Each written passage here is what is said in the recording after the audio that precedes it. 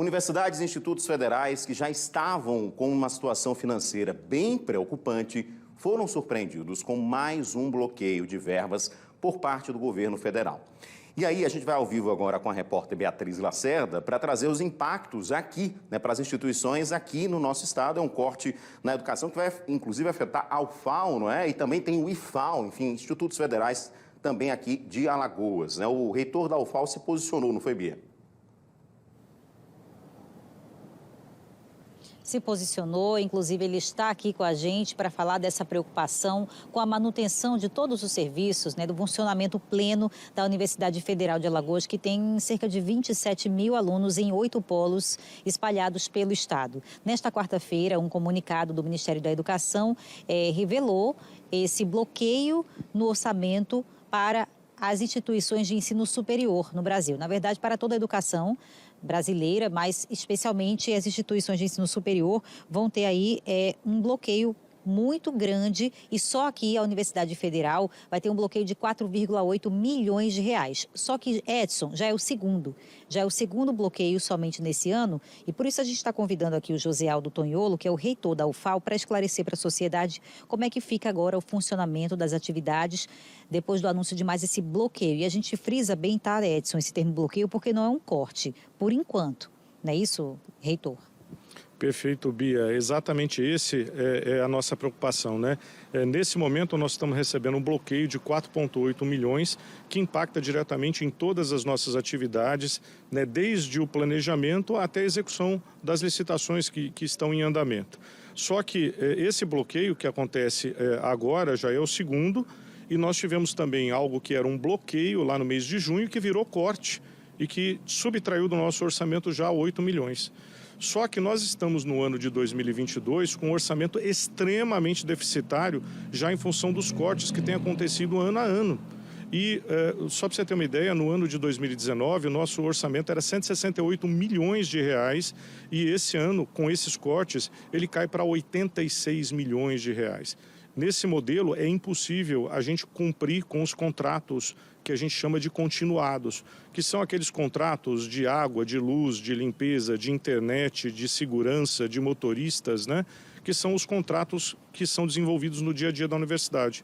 E também prejudica aqueles que são contratos que são despesas eventuais, como, por exemplo, combustível, passagens diárias, né? Que a gente usa para fazer atividade acadêmica e administrativa.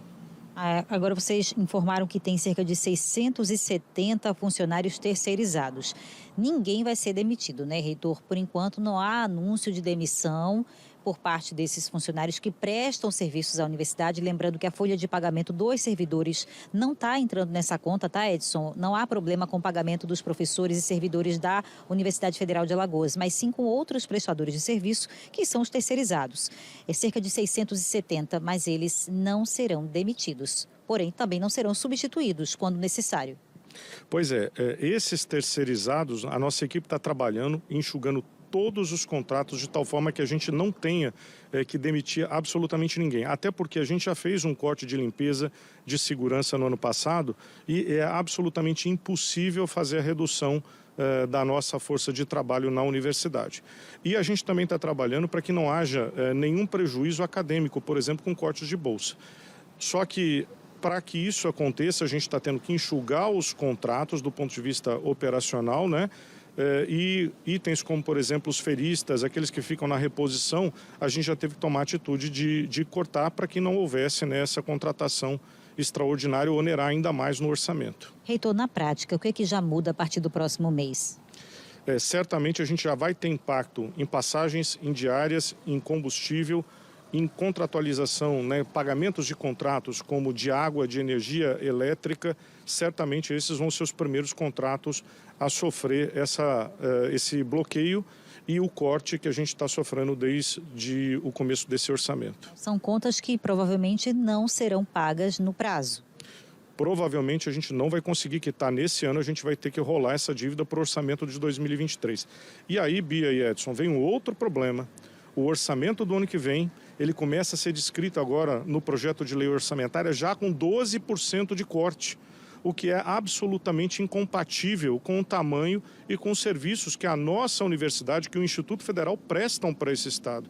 Nós estamos aqui posicionados no estado de Alagoas em 8 cidades, em 16 polos de AD, e nós atendemos estudantes dos nossos 102 municípios. Com esse orçamento é impossível gerir a universidade. Já há uma previsão de orçamento menor para o início de 2023? Já há uma previsão de um orçamento 12% menor, de acordo com a mensagem que foi enviada do governo federal para o Congresso.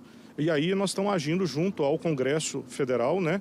A nossa bancada federal, Senado, Câmara Federal, para que a nossa bancada defenda essa bandeira da educação da superior e da tecnológica, como sempre tem feito, porque a Universidade Federal de Alagoas, o Instituto Federal, são vetores de desenvolvimento do nosso estado. A gente não pode abrir mão, né, de formar gente de qualidade que está fazendo a transformação desse estado. Então, assim, os estudantes podem perceber, né, problemas na infraestrutura já a partir do próximo mês, por exemplo, no restaurante universitário, a falta de alguns insumos e até a questão da limpeza pode ficar deficitária? Certamente a gente vai ter algum prejuízo e a nossa equipe vai tentar atuar ao máximo para mitigar os impactos. Para esse ano. Para o ano que vem, ainda há muita incerteza. As bolsas estão mantidas? As bolsas de pesquisa estão todas mantidas hoje? Nesse momento estão mantidas, a gente tem previsão orçamentária de chegar até o mês de dezembro com elas. Para o ano que vem, a gente não tem absolutamente nenhuma certeza. Por isso que é importante que haja uma mobilização da nossa comunidade, que haja uma mobilização da nossa bancada, né, em defesa da universidade e do IFAL. Muito obrigada, reitor José Aldo Tonholo, reitor da UFAL, representando toda a comunidade acadêmica, né, falando pela universidade, mas também pelo IFAL, né, já que é um clamor de todos, um pedido de ajuda aí dos parlamentares que representam o nosso estado em Brasília, né, e esse dinheiro que deve vir a suprir essas carências aqui.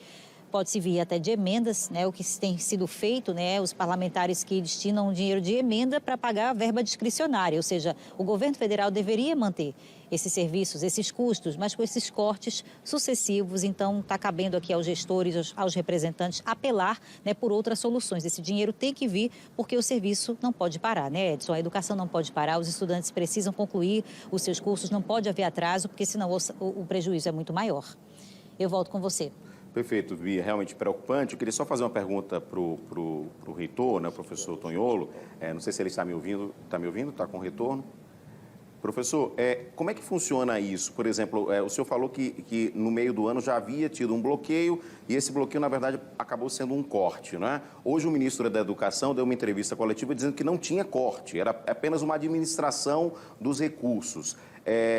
Tem um prazo, por exemplo, para isso acontecer? Ou, de repente, daqui para o mês que vem, isso pode ser revisto? O Edson pergunta, porque hoje o ministro da Educação concedeu entrevista coletiva frisando que não era um corte, mas sim um bloqueio. E o que a gente quer saber é se tem prazo para esse bloqueio acabar. Isso que está acontecendo hoje é bloqueio. Assim como o de junho também era bloqueio. Mas o bloqueio de junho virou corte em apenas 15 dias. Então, nós não temos absolutamente nenhuma segurança com relação a esse bloqueio e o orçamento já está impactado com os cortes que a gente já teve no mês de junho e com o tamanho do orçamento desse ano na lei orçamentária, que foi bastante reduzido. E aí, Bia e Edson, é importante citar que isso não impacta só a Universidade Federal de Alagoas, não. Isso impacta também o hospital universitário, que também é da universidade e que tem rubrica orçamentária através da EBSEP pelo MEC e que recebeu o mesmo corte que a própria universidade. Então, certamente vamos ter prejuízo também no atendimento dos nossos pacientes pelo SUS, 90% da população de Alagoas que depende do SUS e que quando tem necessidade vai para o nosso hospital universitário, né, que também será impactado nessas medidas. Obrigada, reitor, pelas suas informações. Edson. Perfeito, Bia. Obrigado. Agradeço ao reitor pela disponibilidade, né? E é preocupante também essa última informação que ele dá aí, né? Que o impacto não é só no ensino, né? No funcionamento das universidades, da universidade, do Instituto Federal, mas também no hospital universitário, que faz um trabalho tão importante, né? 90% do atendimento SUS em Alagoas é no HU. Tomara que possa ser revisto isso aí, os parlamentares possam conversar com o MEC também, né? Ter algum tipo de resolução, né? Que não seja necessário parar os atendimentos também aqui. Obrigado, Bia. Obrigado ao reitor também pela participação. Vamos continuar acompanhando, não é?